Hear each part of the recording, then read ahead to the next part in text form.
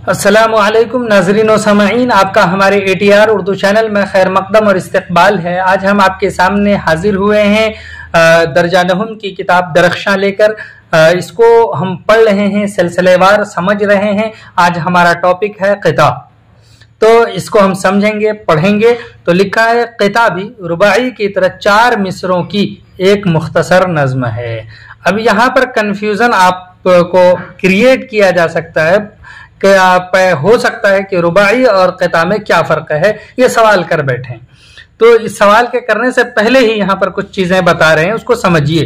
कह रहे हैं कि रुबाई ही की तरह क़िता भी है जिसमें किसी ख़ास ख्याल या मजमून को तसलसल के साथ इस तरह पेश किया जाता है कि एक वहदत तासुर कायम हो। यही बात तो रुबाई में भी कही गई है कि उसमें भी वहदत तासुर कायम किया जाता है, यानी पढ़ने वाले के जहन में वो बात पूरी तरह बैठ जाए।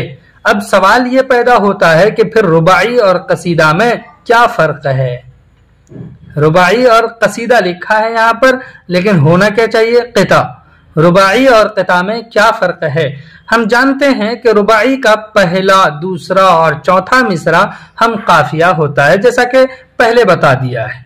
लेकिन क़िता में ऐसा नहीं होता, यानी जो शर्त उसमें लगाई, जो उसमें बनावट बताया कि पहला, दूसरा और चौथा मिसरा हम काफिया होता है, कहा कि ऐसी कोई बात नहीं है। क़िता के लिए ये चीज लागू नहीं होती, इसका सब मिसरा सेम है। यानी क्या है, इसका सिर्फ दूसरा और चौथा मिसरा हम काफिया होता है।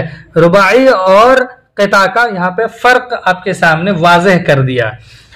रुबाई के तीसरे मिसरे में काफिये का इस्तेमाल नहीं होता है, जबकि क़िता के पहले और तीसरे मिसरे में काफिये का इस्तेमाल नहीं होता है।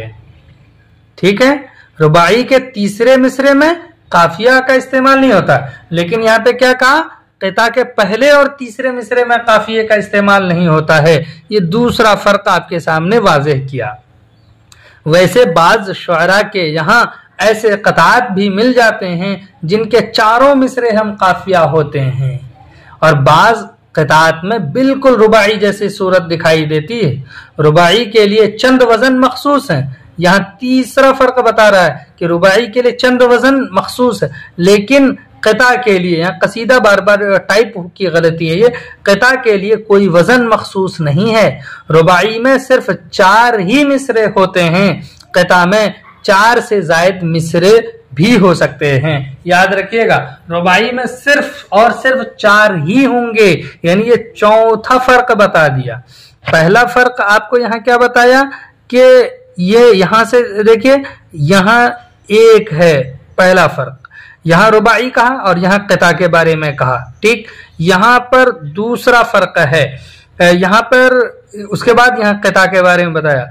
अब ये कह रहे हैं कि जिनके चारों मिसरे हम काफिया होते हैं, बाज़ ऐसी सूरत दिखाई देती है, लेकिन तीसरा फर्क क्या बता रहा है कि चंद वज़न मखसूस है और क़िता के लिए कोई वज़न मखसूस नहीं है। और चौथी बात यहाँ पर बता रहे हैं कि रुबाई में सिर्फ 4 ही मिसरे होते हैं, क़िते में 4 से ज़ायद मिसरे भी हो सकते हैं। तो चारों फर्क आप याद रखिएगा, ये यहाँ पर लिख दिया है, और इस तरह से लिख दिया है ताकि आपको कहीं कंफ्यूजन न हो।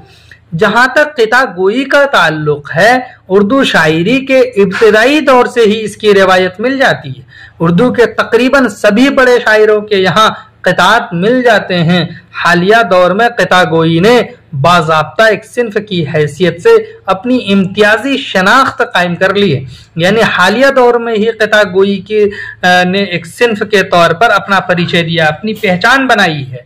अख्तर अंसारी ने इसे सिन्फी हैसियत से मुतारफ कराने में, याद रखिएगा इस नाम को, अख्तर अंसारी ने सिन्फी हैसियत से मुतारफ कराने के लिए, इसकी पहचान को लोगों तक आम करने के लिए अहम रोल अदा किया है।